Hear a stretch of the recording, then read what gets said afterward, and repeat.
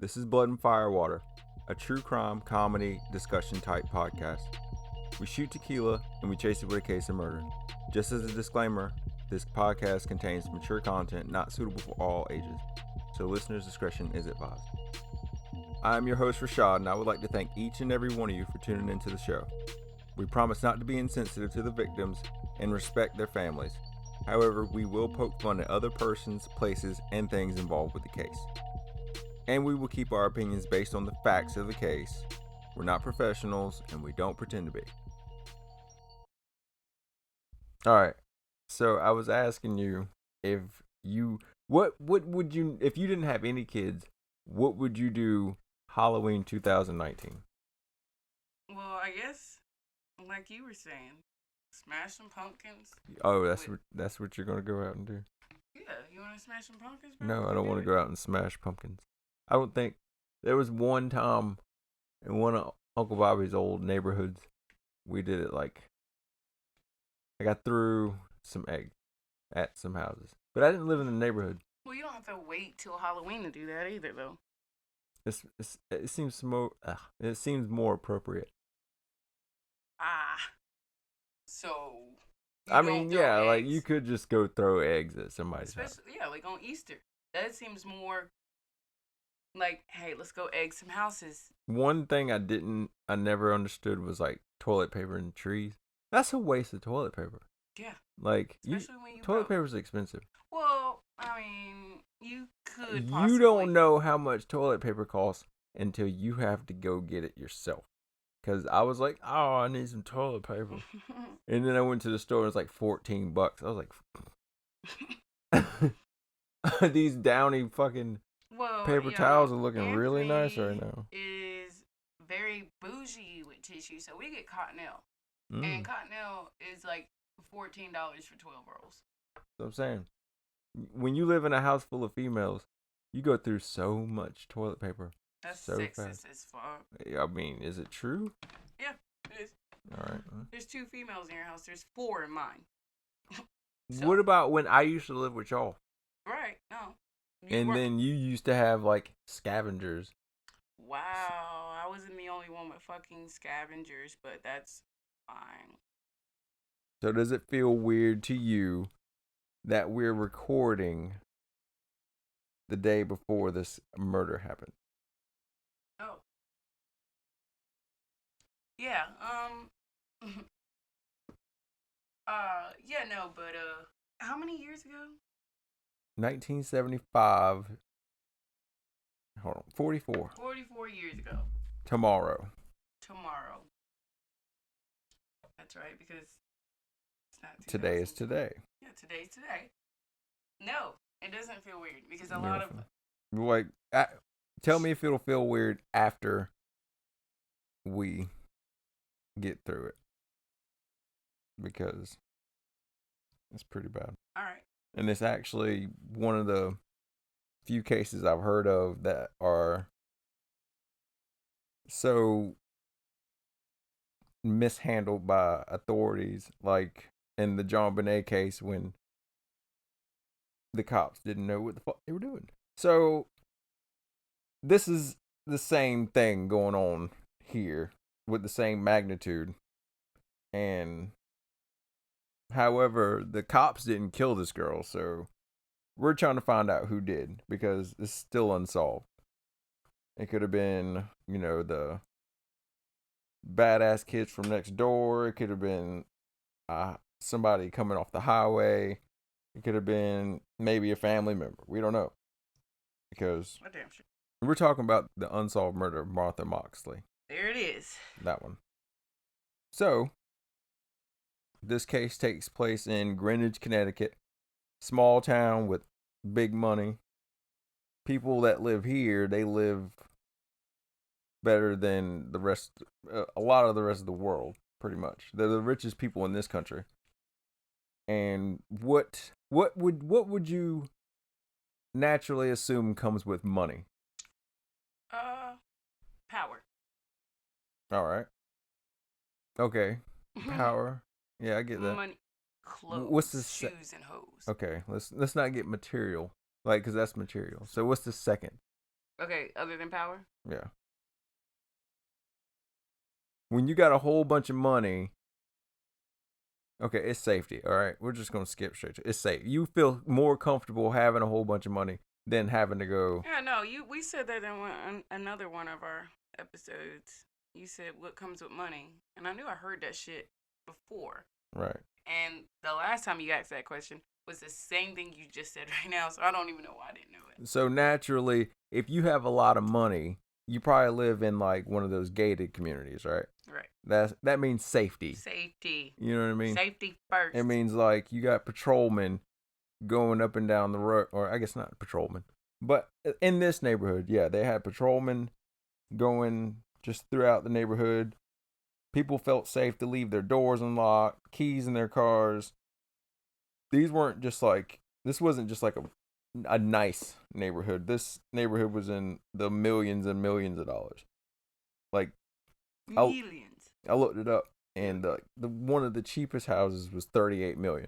Surprisingly, 6 bedrooms, only 6. $38 million. I mean, probably 6 big ass bedrooms though, with a whole probably sectioned off area from the other part of the house. I think it's just because of the neighborhood. I mean, $38 million is probably not that much for that neighborhood. So you look it up. You'll see everything you can't go get right now. I promise. So I looked it up, and I will never look it up again. That was not necessary for me. Should have never did that. Should have never did that. Should have never gave you internet. So we're in Greenwich. It's October 30th, 1975, and going on in, I think the neighborhood's called Bellhaven. In Bellhaven, they do the same thing we were talking about earlier about egging houses and toilet paper and trees, and right. I've seen some crazy people do some shit with shaving cream. I don't know, but windows, right? I don't know. That seems like a waste of like shaving cream stuff. Yeah, I would be so mad. You were so frugal with everything. I would you be don't have no, to bro. If I'll go to the bathroom, go to the bathroom and don't have any toilet paper. That's like the worst feeling in the world. Yeah, no, I mean, especially if you start to go, you know what, and you realize nobody's home with you. Are you not an adult? Oh, poop. Poop. When you go poop. Yeah, when you go poop. I mean. So. Shit. So. You're not an adult. What I mean is, in this neighborhood of Bellhaven, they had some shit called Mischief Night. And Mischief Night was the night all these rich kids got to go around and just egg $1 million houses, you know. And I believe maybe the neighborhood had some kind of racket going on where they were like, hey, we can get our house washed. We need to get it washed anyway because of the holidays. Oh, I forgot that's a thing. But so only people with money. Yeah. They wash houses. Yeah, they're not going to be out there washing their houses. No, they get their houses washed. Yeah, they get their houses washed. I'm like, what are you talking about washing houses for? But I forgot I was broke. Yeah. So this is the night the kids who are too young to go trick-or-treating, they're too old to go trick-or-treating. And they're too young to, you know, stay in the house and want to just hang out at home. Wait, what did I say? Okay, this is the night that represented the equivalent to us poor people as the day you go and egg $1 million cars and houses, toilet paper trees, and just, you know, fuck shit up. Because you're a teenager that's too old to go trick-or-treating, but you still want to go and do something. I mean, whatever. That's not my thing. Are we? Yeah, I was gonna say, are we those kind of people though? Like you keep saying, what are you gonna do? And I'm just like, I just really want to take the kids trick or treating and go. You're not gonna go toilet paper no houses? No, I'm not because Why I not? have anxiety. Oh. And that is one of the days that there's a whole bunch of people outside everywhere. It's not like some Fall for Greenville shit. It's just people, traffic. It's just too much for me. And it'd be dark. And I have my kids. The last thing I want to do is take them back home, put them in a bed, and go back out to that shit. Like, I'm good. And shit has changed from our days. Like, this generation ain't for us.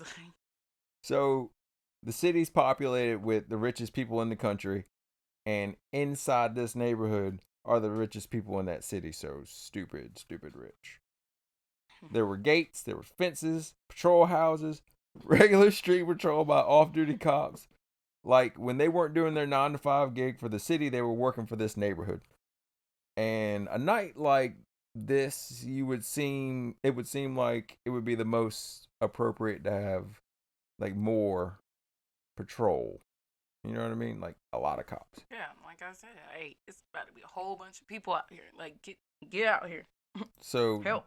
That night, Martha asked her mom, Dorothy, if she could participate in the, egging houses and I guess stuff like that. But Martha had gotten in trouble for being out past curfew the week before. Her mom got mad and, tried to stand her ground, but Martha's friends were there, and I guess her mama just kind of got like flustered, and she was like, "Oh, fine, baby." I don't know. I don't know. What would your mama sound like in 1975? Like, no, baby. No, sugar. No, sugar. All right, we're not in the hood, so this is 38 million strong here. Sugar. No, she probably just handed her a couple $100. Like, here you go. Yeah. No. Now, if she handed you like $500, it meant yes. If she handed you $1,000, it meant no. Yeah, maybe. So her mom handed her $500 and said that they could go out. No. And even after the fact that Martha had been out past curfew, fine, whatever. They didn't have school the next day, so I guess her mom was just like, fuck it. Because Martha was, she was a straight A student. She was a good kid. Here's $500, hon. Be safe. So, like I was saying, the week before, Martha had stayed out until like 2 or 3 in the morning. So bear with me. If I'm a parent, my daughter would be lucky to even have people in my house. If she had been out till 2 or 3 in the morning, at the age of 15, I wasn't allowed out that late at 15. No. Yeah, that's why you moved out. Oh, shots fired. Looking back now, I might be acceptable because like like you were saying, if I tell a kid no, you can't go out, they're just gonna move out at 15 like I did. Didn't think that one through. That's fun. Shots fired. So this is the part of the story where we're going to go down the timeline events of the murder. So I'm going to throw a whole bunch of names at you, but I'll try and keep a last name to make sure you know the relationship to the person I'm talking about. Right. Because when I was reading about this case, the sheer number of people in this story made me feel drunk just by itself. The Moxleys consisted of David, the father. He's not allotted in the story, but just if it comes up, I'm going to say David, the father. Dorothy's the mom. John's Martha's older brother. And then you got Martha. That's the Moxley. Now, there's a family that lives directly across the street.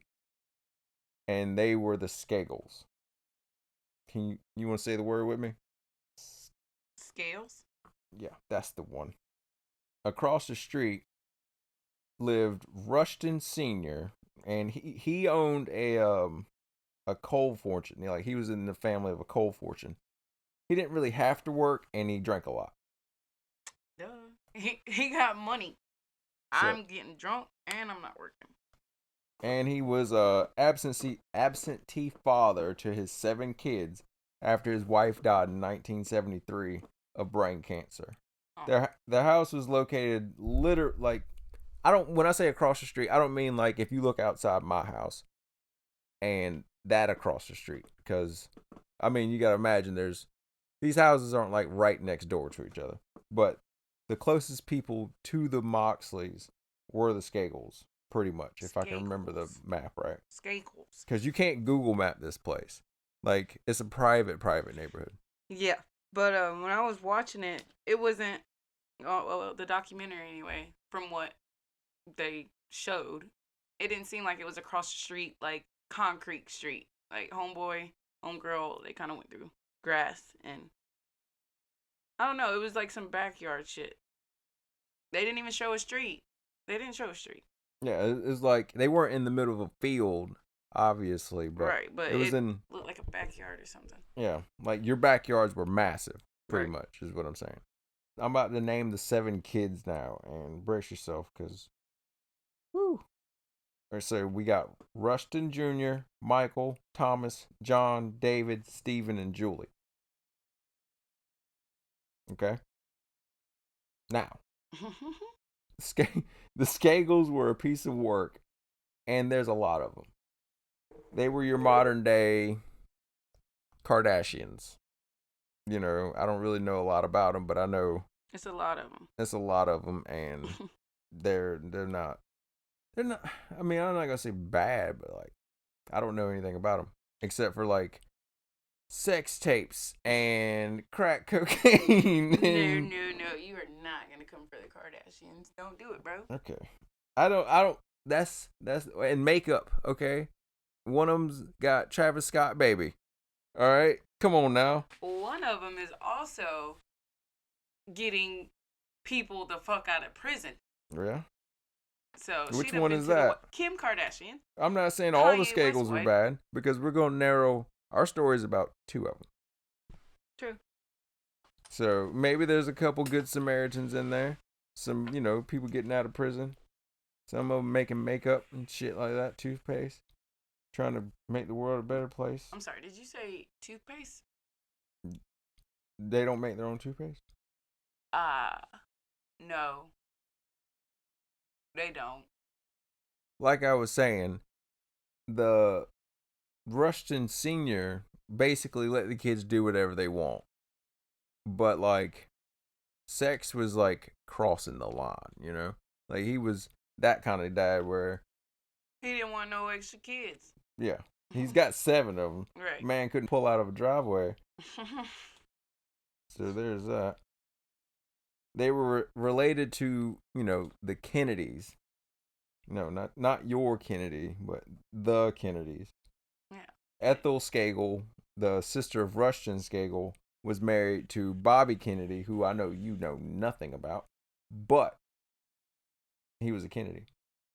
Yeah, no, I know nothing. You're right. Now you have an already rich family marrying into another already rich family. So now you have like a super rich family. Tommy and Michael are the 2 we're going to talk about. Tommy was 17 and Michael was 15. And they were both attracted to and interested in Martha. And Martha already knew it.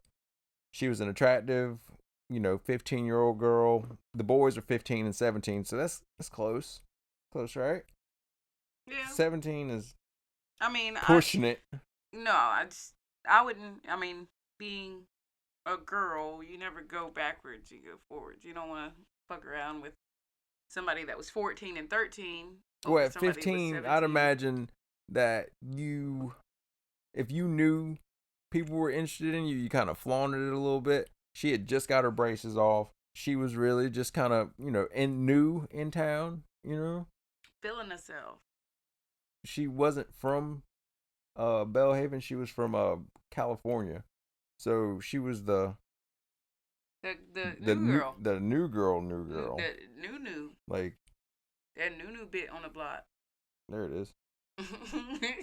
She was already popular in high school, and she made so many friends in her sophomore year. She was voted the most popular kid in school. She had just got there. I think it was the California thing. You show up and you got like wavy blonde hair, and you're like, "Hey, man, let's go." Waves, do something. Man. Let's go in the ocean. Like, where's the ocean? Where's the ocean, bro? She had just met the Skagles. Like I said, they moved there a year ago. And they were already from a rich neighborhood in San Francisco, 35 minutes outside San Francisco. Plus, the Skagles went to a private school, and Martha went to the public school. So there was really a lot of interaction between them, but they were aware of each other because, I guess you could probably see them from the front door. Maybe. Yeah, he seen a hot blonde moving in across the street. Like, oh, who's that? Yeah, I mean, there was only like 38 houses or 40 houses in the neighborhood. So when someone's moving in, everybody in the neighborhood knows. Yeah, back then you brought cookies and pie. I would imagine pie. The boys saw Martha move in, they had their eye on her, and that started probably the sibling rivalry that they had with the courting process. Of course, they probably already had that shit brewing Oh, of course. because that's what siblings do, especially boys. So Girls, back, so girls back. are girls. um, not girls, but guys. No, girls too. Guys and girls tend to fight over a girl or a boy. It's I ridiculous. never really had the. I never had. Yeah, no. I guess you and Antonio shit might have been different because there's a 4-year gap. There's only a year gap between these two. 2 or maybe a year and a half, some shit like that. But no, friend girls and guys I hear about, or if their sister and brothers are really close with them in age, but being the same, sex, like sisters and sisters. I can't do that with T or Malachi, obviously, and you can't do that with Antonio. But I tend to hear stories where these motherfuckers are mad at each other because so and so had a crush on who, or my sister hooked up with that guy, and now I fucking hate her guts. Oh. We're back at Martha's house. David, the father, he's out of town. John's he's already left the house. He went to hang out with some of his friends. So in a rush to get out of the house herself, Martha had asked her mom, Dorothy, to make her a grilled cheese sandwich, and she was gone. A grilled cheese sandwich. Yeah, grilled cheese sandwich. You know what? Remember? Maybe she had soup with it. That'd be hitting sometimes, especially on a cold day. I mean, I went all the way to Mom's house. Remember I told you for a fried bologna sandwich. So her mama might make some busting ass grilled cheese. Not everybody is great at making grilled cheeses. So I feel her because when I was pregnant, I went to Mama and was like, yo, I need a bologna sandwich and I need you not to ask any questions about it. So Martha gets her entourage together and meet another 5 or 6 kids just out and about, and they end up at the end of Walsh Lane, which is Martha Street. I'll try and remember to post a map of the neighborhood so like you get an idea how far away the Skagle house is from Martha's house. The only significant thing about this location is at about 7 o'clock, someone reported getting their car hit with eggs. There's a police report about that. So we know at 7 o'clock, Martha's still alive. She's with a whole bunch of kids. You mean tell me they're the only people egging people's houses right now? Well, there's a whole, like, she had a group of friends, and then they met up with another group of friends. That's a lot of kids, probably, I mean, that's probably all of them. There's not a lot of houses in this neighborhood. Well, I mean, I guess with where the location of where the house was, or the car, or where they were, they got maybe a street address, and Martha may have just happened to be You right can't there. tell me you've never been friends with an entire neighborhood before. I can't tell you that, sir. Okay. It sounds like you've been in court before. Have you? Mm-hmm. I can't tell you that, Yeah, sir. but I didn't talk, so. Martha and her entourage wound up at the Skagle house around 7:30, but the gardener, Franz Witten, said that they were all at the Bellhaven clubhouse. For everyone outside the tax bracket, this clubhouse is like a restaurant, bar, hangout spot. There was like a dock, golf course. It was like the whole shebang bang, like without even have to leave the neighborhood. And at this restaurant, the Skagle kids are drinking, they're smoking, they're doing whatever they want because they were the richest kids in the neighborhood. The cops literally work for this family. They provided security at their events. They provided security for their house, meaning like the Skagles were on the police were on the Skagle payroll. Took them to school and everything. Yeah, they took them to school. I mean, they're related to the Kennedys. So what are you really going to do? They're super rich and well connected. and they could probably get away with murder if they wanted to. Just saying. Foreshadowing is... So I'm assuming since the Skagle kids' house was the party house in the neighborhood, everybody, convenes just there, waiting for them. And this is probably the house where, like, you remember when you were younger, there was always that party house you could go to. That was our house. What the Oh, fuck? shit. What are you talking about? Yeah. I mean, I'll be talking to them because our house was the spot. Yeah. For some reason, we forgot just about couldn't that. get people to leave. Yeah. Right? I don't want to be here. Can we go? I live here. I called you to pick me up. Yeah, why are now you we're inside? still here. I was coming out, man. Yeah, I guess we had the party house. We So were the party house. moving, we just skip right past that other paragraph I had wrote. Sometime around 8:45, the Skagle kids return from the clubhouse with their live-in tutor / babysitter Ken Littleton, who we'll go into a little bit more later. He'll come up very significantly later. Martha and the other kids had just dropped some of their gang off at the home before their curfew, and then they make it back to the Skagles around 9:15, 9:30. And they're just hanging out in the car in the Skagle driveway listening to music. Yeah, no. It's because nobody had cell phones or anything to fucking do. So. No, this is their social media right here. Hanging out. This is the equivalent to going live on Instagram or talking to people on Facebook. Included in this party is Martha and Michael and two of Martha's friends, Jeff and Helen. But it's a Lincoln, so it's fine. It's big. Big. Thomas comes out of the house to get an 8-track out of the Lincoln. So instead of getting the tape, he sees Martha and he joins this Facebook group in the front seat. So I'm imagining the front seat is like one of those old school front seats where there's no middle console. It's all just like seat. Yeah. Just goes all the way across. So when Thomas gets in the passenger side, it makes Martha pinned in between Thomas and Michael. Awkwardly enough, since the boys had it both out for her, Thomas starts flirting with her first, probably pissing Michael all the way off. At one point, Thomas touches Martha's leg, but she wasn't having it. Boy.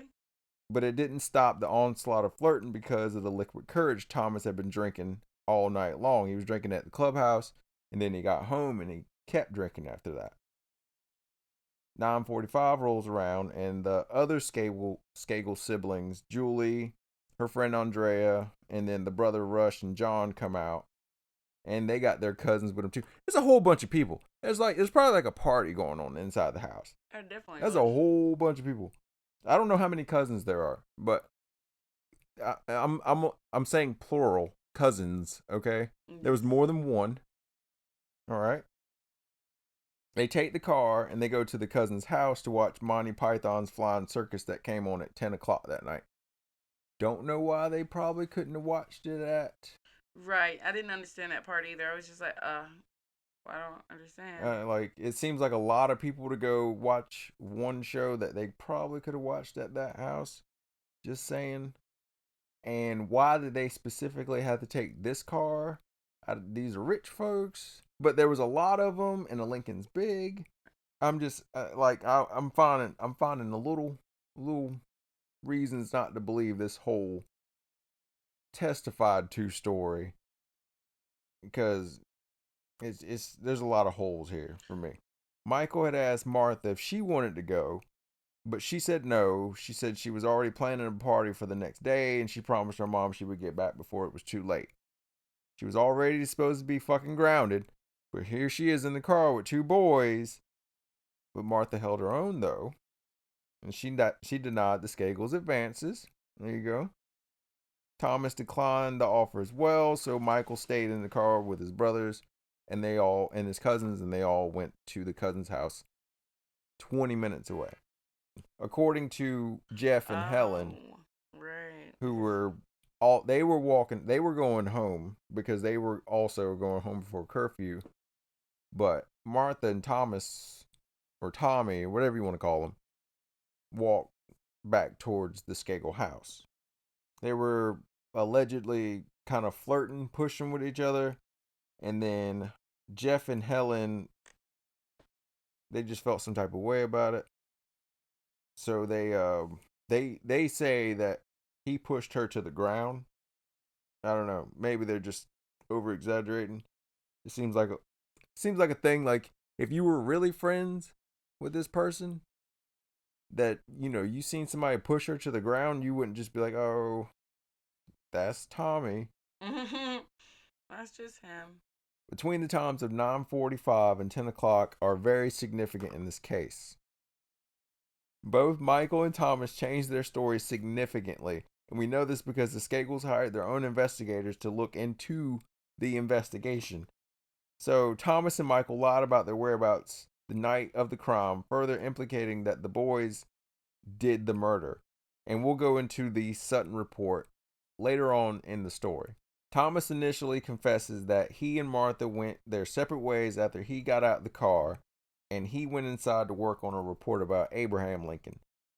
I can picture him saying that because they were sitting in a Lincoln.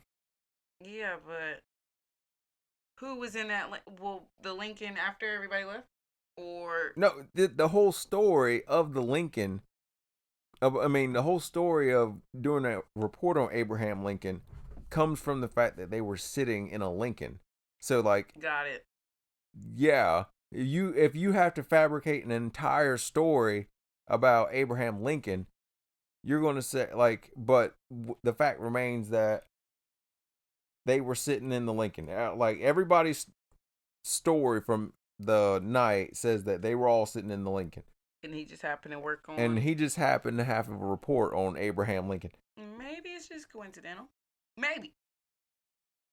Police would later go to the school and find out that there was no report on Abraham Lincoln. All right, so it's not coincidental. It was just a lie. A lie. I'm just saying, bro. There's a question, and I need an answer. I need to find where Tommy lived at. Ask him myself. It's also important to note that I have no idea how anybody's keeping up with Tom in this situation. No one said I looked at my watch and it was 9:45 or anything like that. So there were no cell phones. There was no pagers.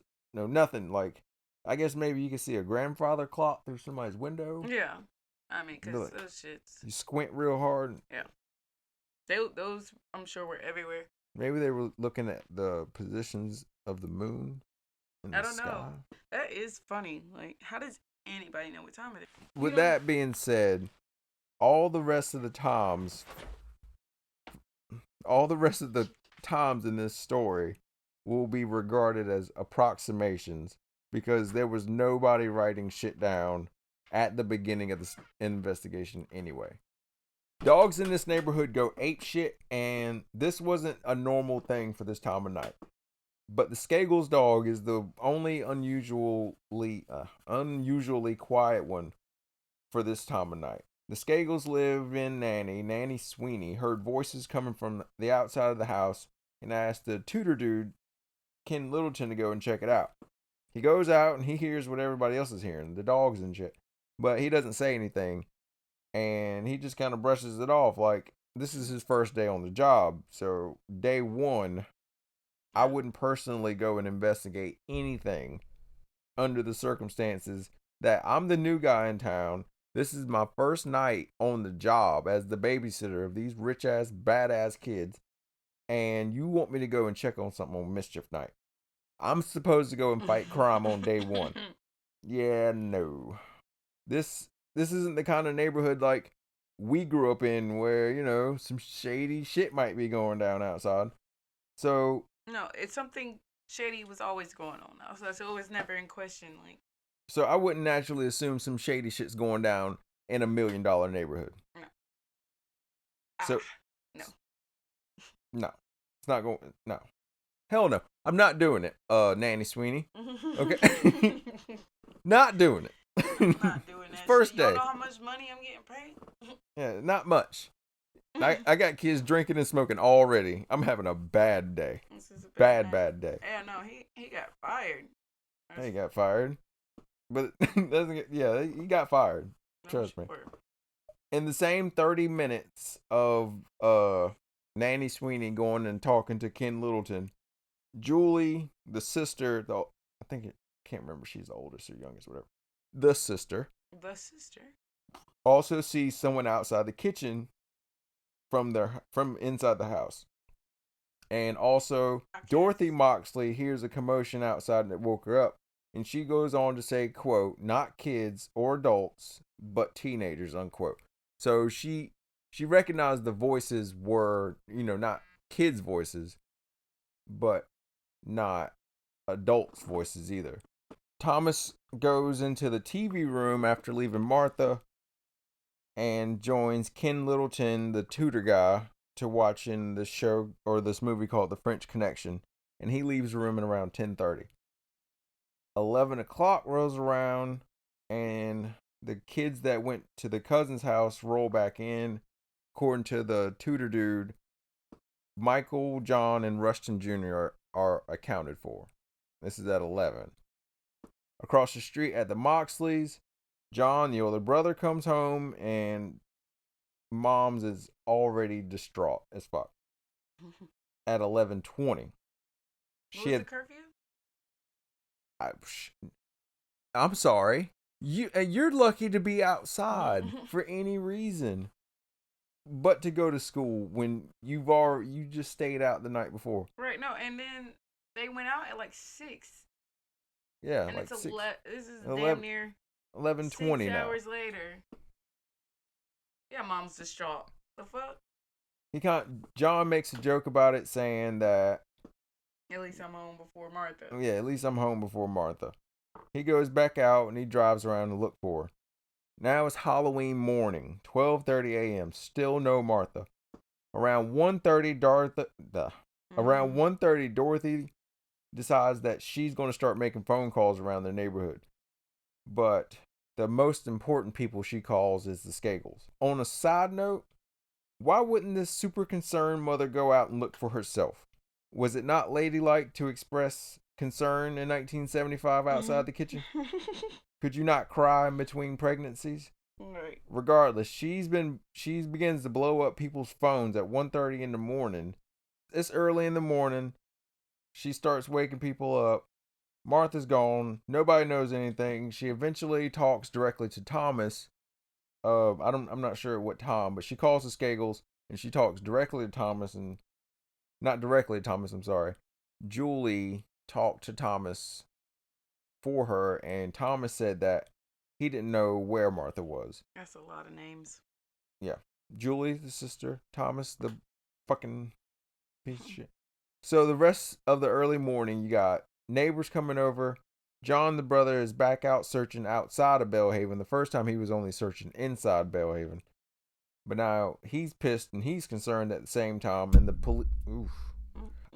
police arrive around 4 a.m. in the morning. Dorothy goes over to the Skagles herself, and she asks the boys about her whereabouts of her daughter. Michael Skagle comes to the door. He looks hungover from the night before, and he didn't have shoes on. Not a very big detail, right? But when you're talking about murder, no detail can be too small.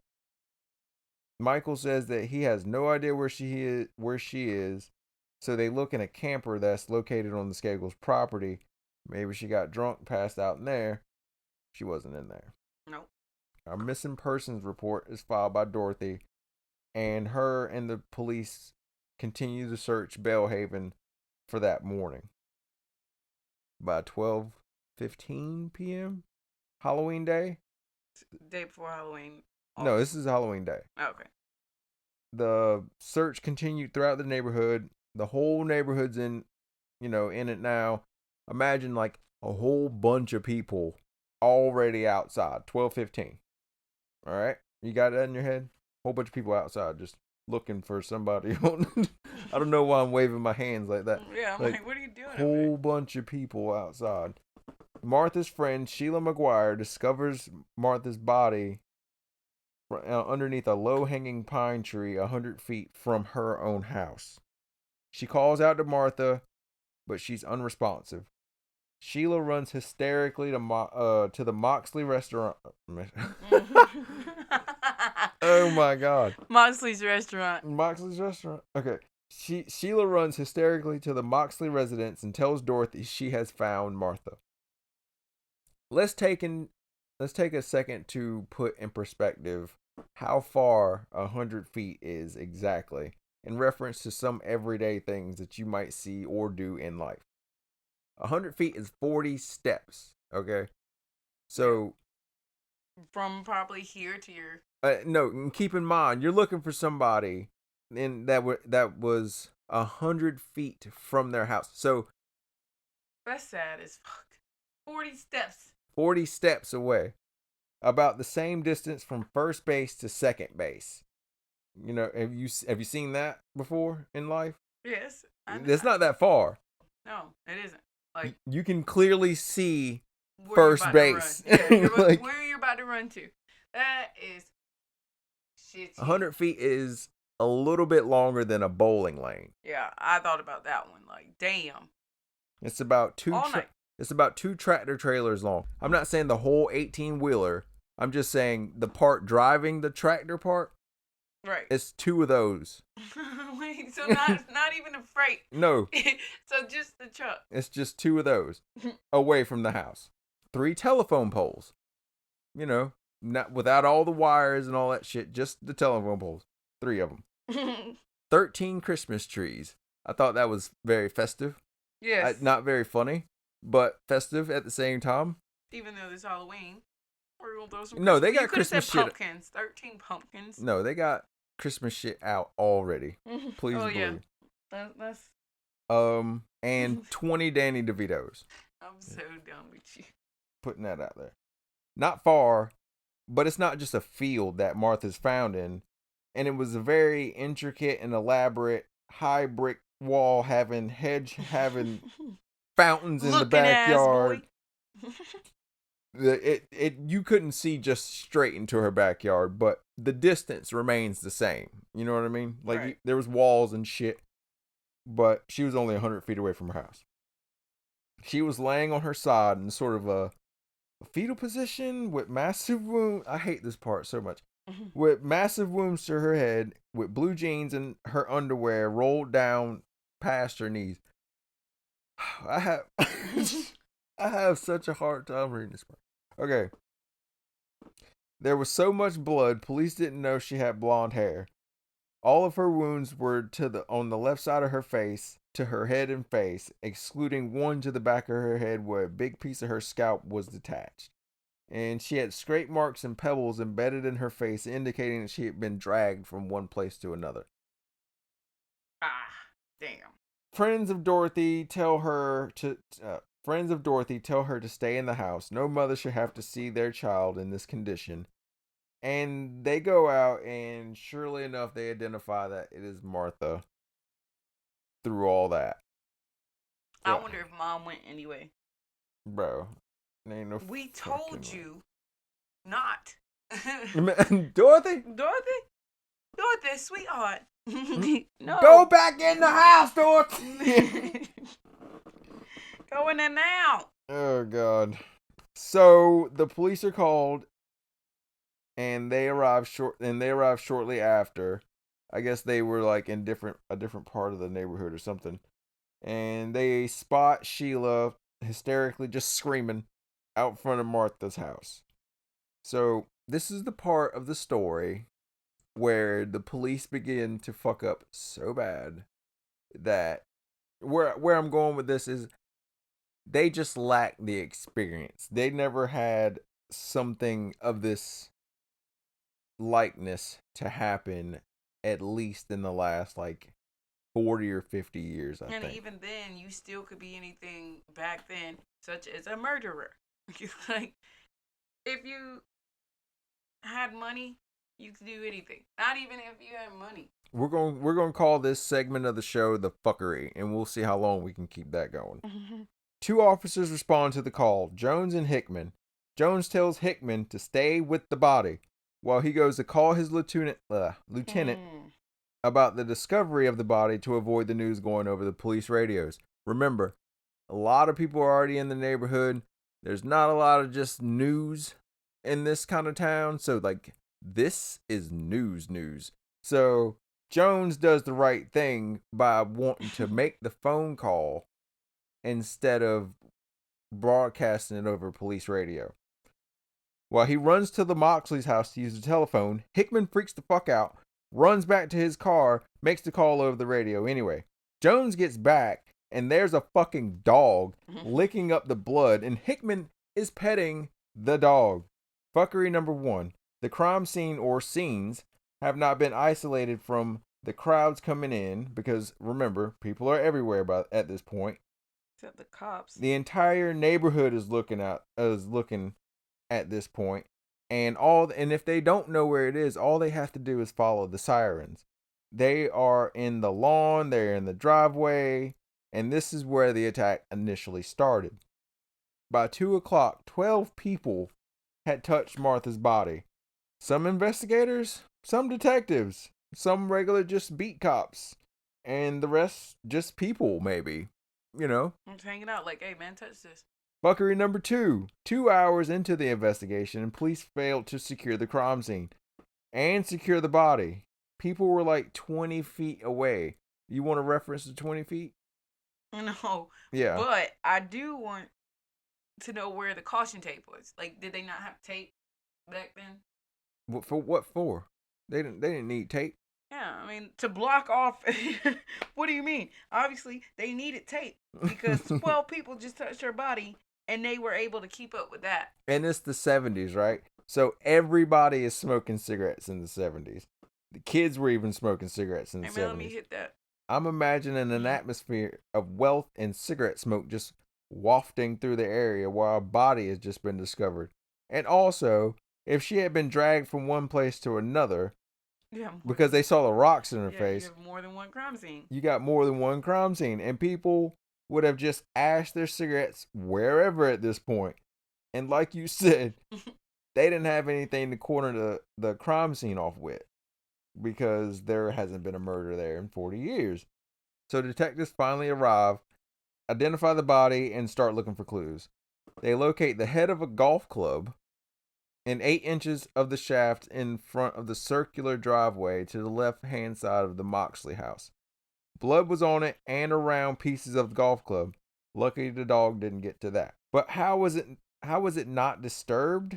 It's pretty much in the middle of the street, and people were everywhere. I don't see how they were able to secure the initial attacking point, like, because it happened in the road. She's drugged through. I wonder if she had road rash. That's the pebbles in the face. Yeah. Oh, you said a driveway. Pebble? I don't know what the driveway looked like. Again, you can't look in this neighborhood. Right. I think that shit probably got thrown there. Whoever did it got scared and was like, bruh, we got to get rid of this. Because I don't understand how they could miss it like you said. Like, how was that missed? Stick a pin in that. We'll come back to that later. Further towards the backyard, but still to the left-hand side of the house, a large puddle of coagulated, almost jelly-like blood is found where police believe the fatal blows were issued. Also, another 11-inch section of the golf club is found. So it wasn't blood squirting out her head or anything like that, but it was like leaking out slowly. Yeah. So she may have been left at this spot long enough for blood to collect, before being brought to underneath the pine tree. So like you said, she was hit in the beginning of the driveway. She was drugged to this second location number 2. And this is where her head began to bleed from the initial attack. But it's gonna get worse. So it would appear that she was initially struck about 3 Christmas trees away from her house, then dragged through the pebble driveway and left bleeding in location 2. But then the killer goes back in on her face about 3 or 4 more times with a golf club and leaves her there long enough for blood to just pool up. That is sick. Fuckery number 3, and this is the worst one. So the investigators and detectives, their boss shows up, and he goes to Dorothy's house to interview Dorothy. While he was interviewing her, the body was being bombarded by reporters and journalists. The body went completely unguarded for about 20 minutes. The investigation carried on without protecting the one piece of evidence that could lead to the killer, the body. So the murder weapon, the 3 pieces of golf club that were covered in blood were recovered from the crime scene. The head, or the part that you hit the ball with, was engraved with the name Tony Penna, a very rare golf club. Not everybody had a Tony Penna. Tony Penna was not the name of the golf club, or name of the owner of the golf club, but a super collectible type club. You didn't just buy one, you bought the whole set. Right. Another 8-inch piece was found on the front left side of the house, and the 11-inch piece that was covered in blood in location 2. So there was a piece missing. The handle part, the part, with the grip. Right. At the top. Yes, I know what you're talking about. Well, she was stabbed through the throat with it. Oh, okay. While she was still alive. Yeah. We know that because she was at least breathing. We know that she was at least breathing because they found blood in her lungs at autopsy. Like I said, homeboy came back because she was not dead. Several people saw the shaft there at the crime scene, but by the time the detectives got there, it was gone. So what the actual... I'm going to just leave it at that. How are things going missing? This crime scene is literally a block party, and you can bet money that the killer was there to see the festivities because killers are stupid like that. At this point, we're lucky the body is even still there. Right. So, whose golf club was it? That day, police were in the Skagle home, and the officer saw a golf club that looked just like the pieces at the crime scene in the Skagle house mudroom. It's clear that the murder weapon was a Tony Penna 6-iron golf club. The Skagles were the only family in the neighborhood that owned these types of golf clubs, and ironically, the Skagles were missing the 6-iron golf club. Go figure. The golf clubs were a gift to the Skagles' mom, who had passed away in 1973 from brain cancer. Yep. And her name was engraved on all of the handles of the golf clubs. So, ironically, the handle goes missing from the... Oh. It was normal for the kids in the neighborhood to leave golf clubs laying around because they paid someone else to just clean it up. Fuckery number 4. Why, when they saw the golf club at the Skagle house that looked exactly like the murder weapon, why wasn't it seized and the Skagle house treated as an extension of the crime scene? Forensic testings would come later to confirm that the golf club recovered at the crime scene was the same one that came from the Skagle's house. I guess you can just test the metal or something like that until it came from that same batch. So let's not write anything down. Let's let everybody just go wherever they want, do whatever they want at the crime scene, and let's scramble and look for something not very significant. Leave the body there until the mobile crime scene comes up and let them handle it. Oh, and they didn't show up until 5 o'clock that day. So the last fuckery, and I promise not to use that word anymore unless it comes up again. Yeah, I feel like there's a lot of opportunities in a lot of cases, so it might come back around. We'll see. Right. Rushton Sr., the father, gave full cooperation to the police by allowing them to search the house without a warrant. Very nice. So police come up with the bright idea of asking the sister, Julie, remember her? Yep. They asked her to search the house for them. What? Yeah. They were like, hey, you got this, kid. We trust you. All right. It wasn't until investigators go to the school of the Skagles to find any disciplinary records, medical records, anything on the Skagle kids, that Rushton ceased all cooperation with the police and lawyered up big time. By 1976, no police were even allowed to talk to the Skagles. So you got November, December, January, no communication whatsoever. Done. Don't talk to us. Was it 4 years? 4 months. 4 months. 1975 was the murder. Right. By February 76, you're not allowed to talk to us. Don't talk to us anymore. Okay. About the autopsy, I couldn't find the autopsy report. I read a couple reports and articles online, and I read a book or two, and this is just a compilation of all the information that I got from the autopsy. Toxicology reports state that Martha wasn't under any influence of drugs or alcohol that night. Medical examiner Dr. Baden, I don't know his or her first name, so it's just doctor from here on out, stated that the wounds to her head from the golf club were on the back and sides of her head, causing deep lacerations and fractures to the skull. All right. Her nose was broken, visible fractures to the skull. There were multiple fractures to bones in her face, and multiple bruises to her actual brain. God, why is he so mad? According to Mark Furman, author of Murder in Greenwich and one of the few people that actually saw the autopsy report, he stated that there were only 4 wounds. I've heard and seen multiple reports of 10 and 15. Don't know why there would be speculation about how many blows she took, maybe for dramatic effect, but we're going to go with 4.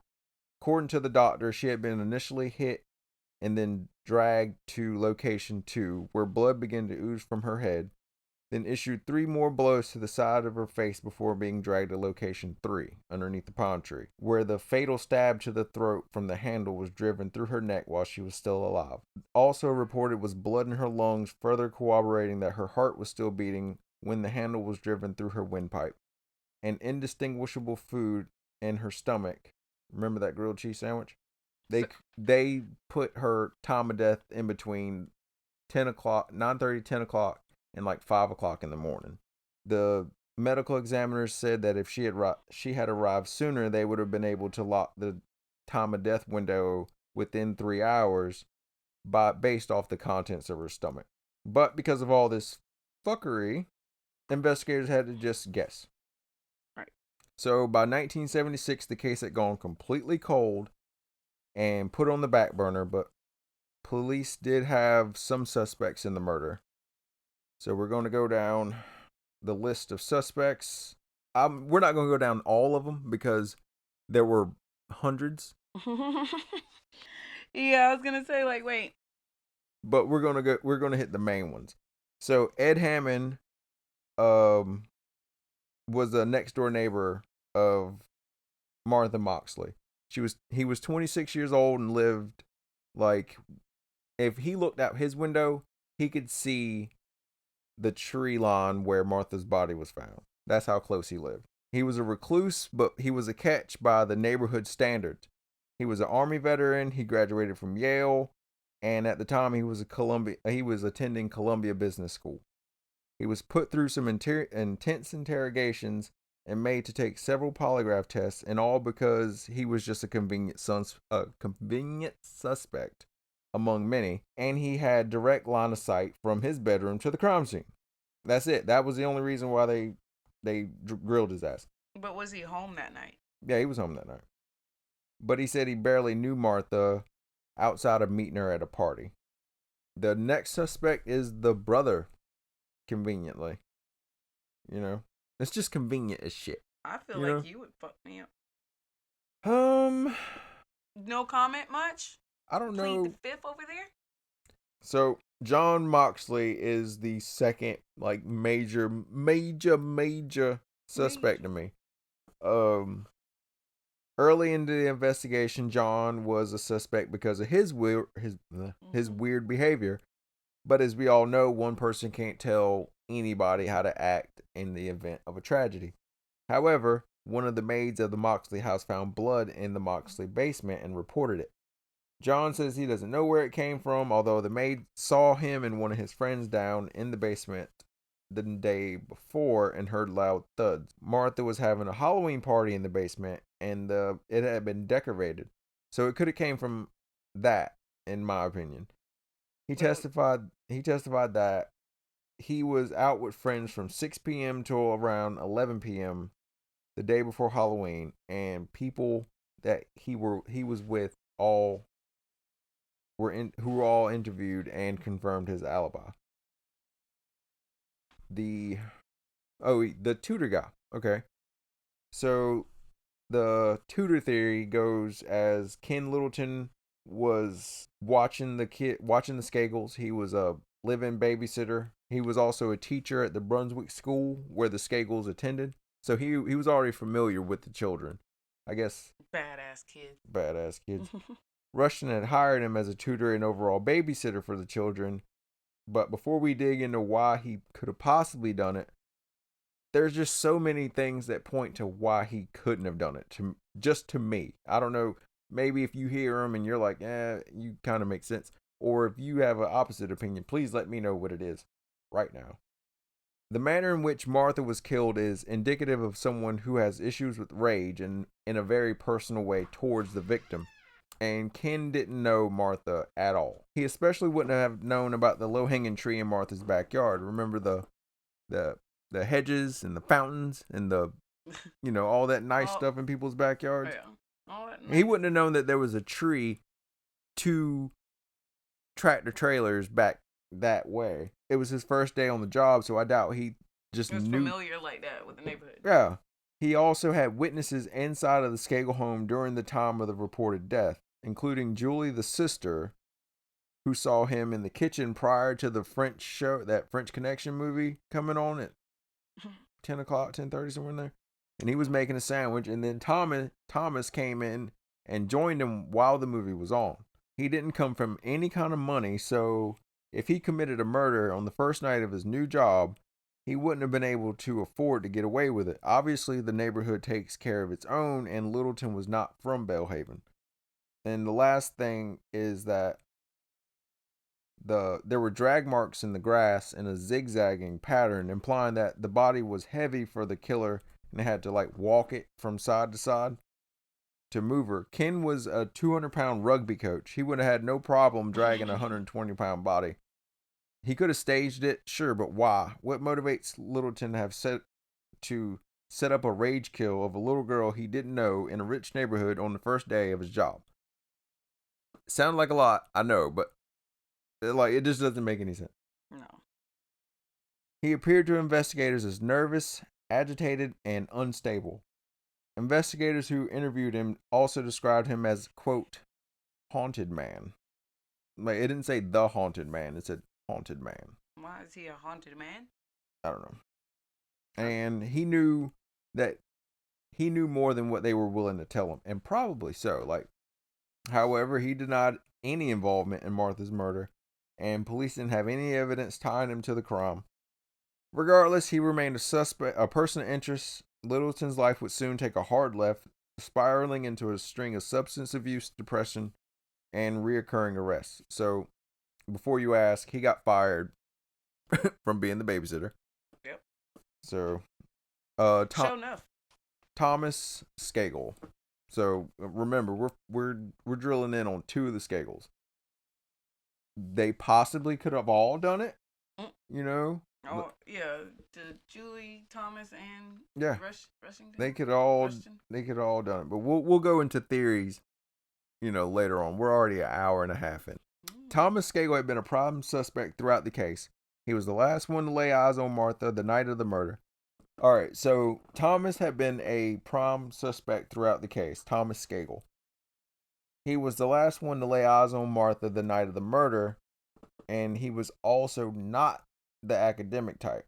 So it doesn't really strike me for him to leave talking to a girl to go do homework.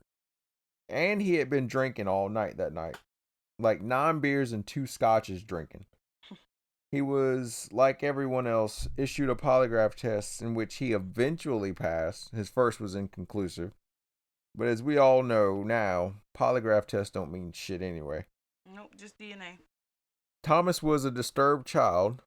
He could be described as charming at times, manipulating at others, but often a wild, unpredictable, habitual liar, capable of elaborate deception. Damn. Yeah. He stated in an interview shortly after the murder that he never even knew Martha, but she lived across the street from him. Okay, he knew her. And when Martha's mom called the Skakel house the night of the murder, Julie Skagle picked up and Mrs. Moxley asked if they had seen Martha. So Julie goes straight to Thomas, and he said that he left her by the back door at 9:30 to go do homework. So, yeah, he knew her. Yeah. So Michael, at the time of the murder, wasn't really a super suspect, but he was a person of interest, definitely. He was a scrawny little 15-year-old and didn't strike investigators as being a suspect. In a straight up fight, Martha could take this kid. He was with Martha approximately 30 minutes before Thomas intervened, but had left to go to his cousin's house with his other siblings to watch Monty Python Flying Circus. And his family vouched for him being there, 20 minutes away from Bellhaven that night. When did he come back? 11:20. Yeah, no. He went in the house at 12. No, I don't know. Scratch that. All right, so we have the Transient Theory. People from Bellhaven didn't believe that someone from their prestigious neighborhood could have possibly committed this murder, and they believed that a wandering transient from I-95, a high-traveled highway close to the neighborhood, could have done it. Highly unlikely, as the neighborhood was gated and guarded, and regularly patrolled by off and on-duty police officers. And rich-ass people would have reported seeing someone like this, just wandering around their neighborhood. People that actually lived in the neighborhood were regularly stopped and questioned, even before this happened. Well, it was a gated community. And again, knowing the neighborhood would be key in getting away with the crime, and a transient wouldn't possess this knowledge. It's also important to note that Sheila McGuire, the girl that discovered Martha, did say that when she found her, a car started at the end of the street and just peeled off. Killers like to hang around the scene of the crime, just like they sort of take trophies to relive a moment. So the discovery of the body could have been one and the same, or could have just been a coincidence. The entire neighborhood was outside that day. I hear a car. The last suspect is Martha's boyfriend. We never even brought up the boyfriend. But she had one. Peter Zaluka. Martha and him, it wasn't just like a super hard relationship. They're 15, okay? So it's a 15-year-old relationship. They got the title, but that's about as serious as it gets. And he was questioned about her whereabouts that night, and he claimed that he had stayed at home and watched The French Connection, the movie that was on around the same time, like the reported time of death. Everybody was trying to watch that night? Yeah, everybody was watching Monty Python or The French Connection. I mean, you only got like 4 channels. You're watching TV, or it doesn't come on again. How about that? You miss it, that's it. Oh yeah, one time only. So he watches The French Connection. He smoked some weed and he fell asleep. And his mother corroborated his alibi. But would your mama lie for you? Yes. Yes, my mama. My mama will lie. Yeah, all he did was smoke some weed and fell asleep. What are you talking about? That's my baby. That's my baby. Son. He had been administered a polygraph in 1975 and passed. So remember the Sutton report? The Russian senior had investigators investigate the investigation. Oh, that was nice.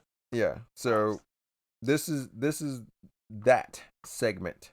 Everybody in the Sutton group signed a confidentiality agreement not to let any of the findings out of the investigation out to the public. The Sutton group contacted their FBI colleagues to create a profile that did not help the Skagles at all. The characteristic profile of the murderer would have been between the ages of 14 and 18 and resides within walking distance of the Moxley residence. They shared the same socioeconomic status and would regularly see and interact with Martha. The perpetrator would have also had behavioral problems at home and school, drank and used drugs, and was probably under the influence at the time of the crime. Who's that sound like? Skakels.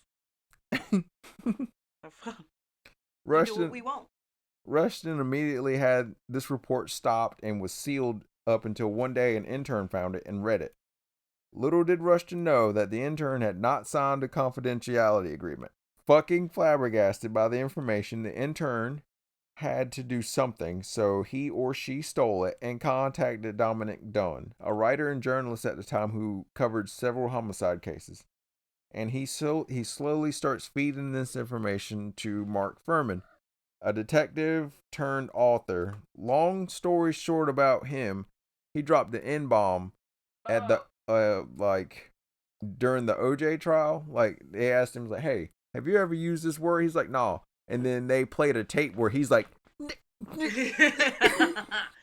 In his own, Furman writes a book, and in his own words, quote unquote, solving the murder. And now the case is back in the spotlight. So one of the many reasons the case is back up in headlines. After the case flopped in 1976, it faded into obscurity. 15 years later, William Kennedy Smith becomes national news, and he tried to rape somebody. That's the Kennedy case. So there was a rumor floating around the courtroom that William Kennedy Smith had been with Michael the night of the murder, or at the Skagle's house in general. Like, because there was probably a party going on. I'm sure there was cousins and. Before you ask, William Kennedy Smith was found not guilty, obviously, because he's a Kennedy, and he was exonerated from being at the house the night of the crime. But that's all Dunn needed to go to Greenwich and do some sleuthing of his own. Sleuthing. Martha's murder became the talk of the town again, and one of the medical examiners had told the Sutton group that DNA testing was back on the table, and a prolific medical examiner was joining the case. I forget which one. It's like the Asian guy.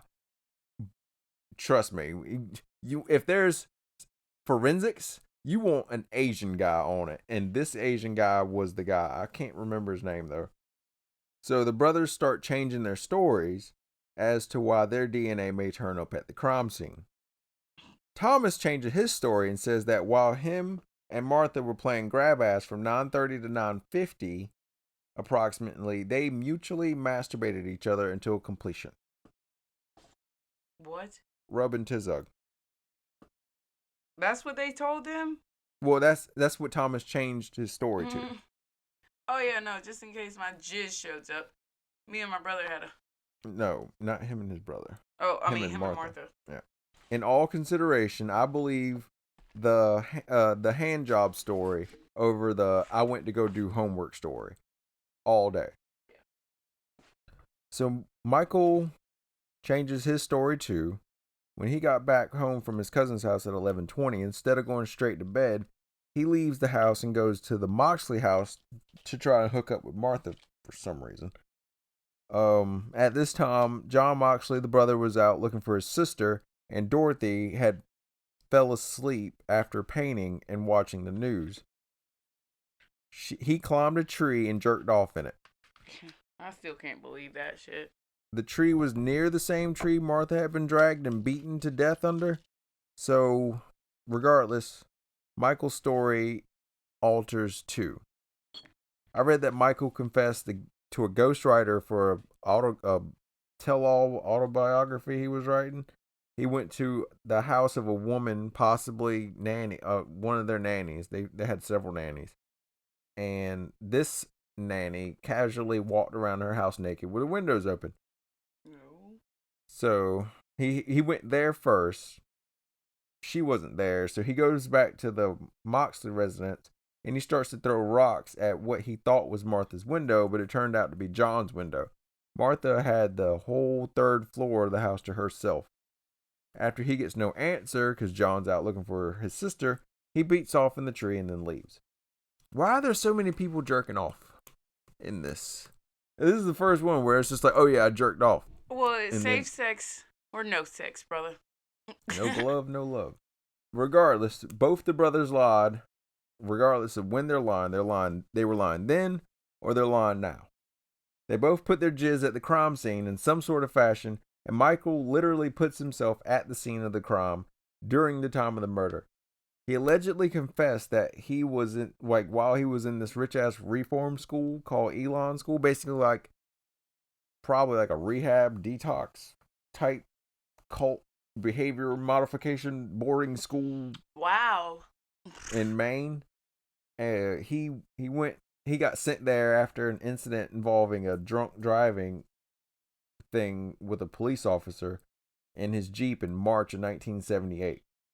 Michael had not been a suspect until this report got leaked, and Mark Furman's book literally roasts his ass on all accounts. In this book, Furman, along with the help of the Sutton files, identifies Michael as the alleged killer. So, as a recap, the murder is committed in 1975. Martha's attacked from behind with a Tony Penna golf club, a weapon of convenience because the owners of the golf clubs, the Skagles, left them laying around their property, and the case goes cold. 1994, stories start to change, and more modern forensics is introduced to the case. And in 1998, a report basically incriminating Michael Skagle is leaked to Dominic Dunn. 2 books and a movie come out, basically reopening the case, and now it's back on the front pages. A 1-person grand jury, so basically just a judge, is convened to reinvestigate in June of 1998, and in January of 2000, Michael Skagle is arrested for the murder of Martha Moxley. Yay! Yay! Yay! All right, yay. It took 20 years. Except not so yay. Of course, he's bonded out for $500,000, and he doesn't even go to trial until 2002. Over 50 witnesses testified, and 11 of them testified. 11 of them. 11 of them. Leave it. 11 of them. Over 50 witnesses testified in court, and 11 of them. And 11 of them testified that they heard Michael confess to the murders while he was at the Elon school. Pretty damning, unless you contribute the fact that all of these witnesses don't decide to come forward until now. Right. I think it was one of those schools where they tried to fix your behavior by making you cry. So You want to cry about it? they found out why he was at this school, or everybody's from some rich ass neighborhood, and I'm sure they had their own little social circles. So people at the school found out that he did it, and they just kind of teased him about it. He was like, "Yeah, I killed somebody, bitch. Fuck you." I don't know. Ain't nobody else gonna press up to it. So The defense responded with the murder weapon, the golf club, among many golf clubs that were left around the property, and was a weapon of convenience, and anyone could have picked it up. Because it belongs to the Skagles, it didn't mean Michael used it. His fingerprints were not on the weapon, and it was not found at or in the residence. Because of the fact that the murder happened while Michael was 15, there was some discrepancy on whether to try him as a juvenile, try him as an adult, and in January of 2001, the judge ruled that he can be tried as an adult. Summer of that year,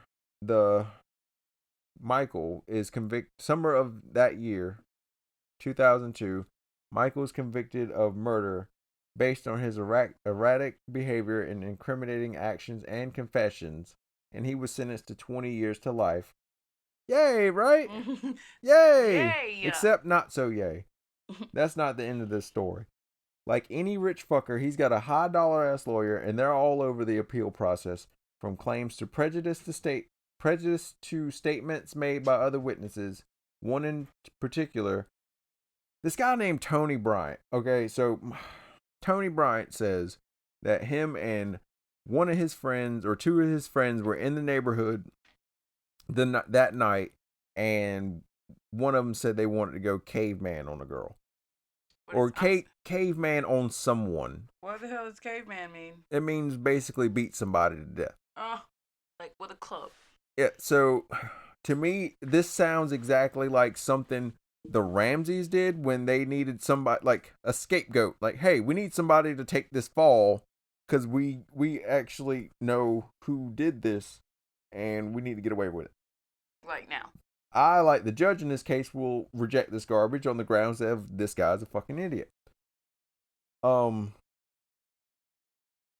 Belhaven's a predominantly white neighborhood, and this is 1975, okay? Nobody called the cops or the guards on these colored folk that were walking around on Mischief Night. Black guy, right? 1975, right? Right.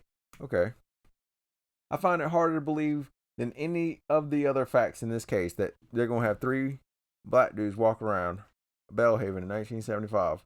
Nobody called the cops. Yeah, no, that wasn't going down. In this $1 million neighborhood. No, I'm sorry. There would have been eyes on them before they got out of the car. And, oh yeah, how did they get there? How did they get in the neighborhood? Right. I don't think they lived in the neighborhood. I mean, that's what I'm saying about the whole thing with the motherfucker from I-95. Like, how did they get in this neighborhood? A random person doing this. So anyway, both of his friends deny it and say that they have no idea what he's talking about. As of March 2017, Tony Bryant's in jail anyway for not paying taxes on a cigarette business he was running in Miami.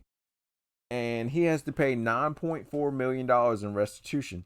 So to me, it sounds like somebody's trying to come up on some money real quick. And he was like, I'll take this L. If this isn't a clear-cut case dependent on someone else, and we'll give you a lot of money, then I don't know what it is. So Skagle's lawyers finally hit... Skagle's lawyers? Skagers. So Skagle's lawyers finally hit pay dirt in 2013, citing insufficient legal counsel. Key witnesses were not called to the stand by the defense earlier in the trial, and Skagle is released on $1.2 million bail after serving 11 years of his 20-year sentence. But he has to wear an ankle bracelet and cannot leave Connecticut without court approval, even though he already has. In 2014, prosecutors filed for appeal to have his sentence reinstated, but he awaits trial free, and the case has been vacated in 2018. What? He remains free, trial free. He remains free, awaiting a new trial, and the case has been vacated in 2018. That's just last year. Yeah. So the big bad wolf is Michael now, or at least that's how the media is portraying him. They want to close this case, and I'm sure there are thousands of people locked up for that very reason. But do I think he's the culprit? Yes. Yeah. Well, because he put himself at the crime scene after his confession change. He could have had taken his original story to the grave, but the fact that he changes it makes me believe that he feels guilty of the crime. Like, you know how people confess to shit, but like they half-ass confess? No, he didn't have to say shit because they stopped looking at him. And once you say you got jizz at the scene, that's a clear confession that you were there. He has motive because of the fact that his brother was, at least in his mind, winning the affection of Martha and became enraged because sibling rivalry had boiled over, and Michael saw this as Thomas taking away a girl that he had his eyes on, like Michael's mother was taken away at an early age. Oh, so he got abandonment. So he's got like post-traumatic stress disorder. At 15. At 15. Oh, he would have been 12 or 13? When the mom left. And when you lost your mom? So he could have just blacked out. Remember, he came to the door without shoes on. I mean, yeah, he could have been drunk. He was 15 and drinking. But they were drinking and drugging this whole time anyway. All of them were. Sibling rivalry, post-traumatic stress disorder, drug use, alcoholism, 15-year-old kid. Motive. Damn it. So that's the Moxley case. I'm so glad to be without that on my chest. Dun. It was a rough one. Like, I see why there's not so many podcasts about it, because there's so many moving pieces. And I'm sure I missed a lot of information. But if I were to keep going on that case, it could easily be hours long. Like, I could do a whole season or like a whole 10 episode run on that case by itself. So, I mean, this easily goes up, from undiscovered at all to top 5 of my like favorite cases to talk about for sure. So, that's not one of them that you forget about. Now you know who Martha Moxley is. Thanks for listening. Tune in next week. I'm not sure who we'll cover. Maybe you can tell us who we'll cover. Check out our Patreon page and check out the tier where you are God. It's a God mode tier where you pick the case, you pick how we run the show, and we'll do all the research. So stay alert, stay alive.